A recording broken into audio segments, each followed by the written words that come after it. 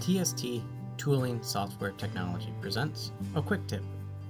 And today we'll do a 2.5D toolpath conditions quick tip. Let's get started.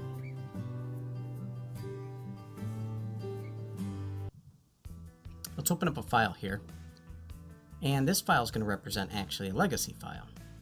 And what I mean by that is something that was previously made with a milling cutter path.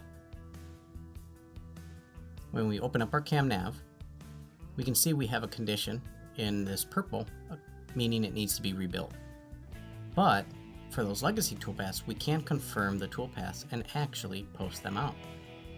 If we do need to alter them, such as this one, which is going to take that bottom, bump it down, we can see we now get an orange toolpath because of the violation of a blind or through feature. So using that log window to see what's going on, we can see, hey, it's just warning us we're going past that.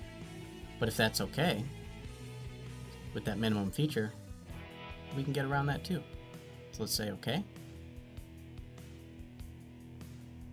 And we can right click and confirm that toolpath.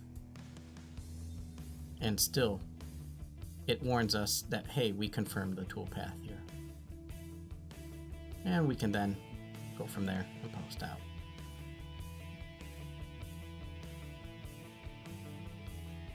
Furthermore, if you want to see the time on a toolpath, we can check that out as well. Here we can have the relevant information from the tool to the feed time. We can even copy that to a clipboard. That'll conclude our quick tip for today.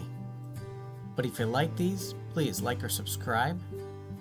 And if you need any more information as far as training or other products, please visit our website or give us a call.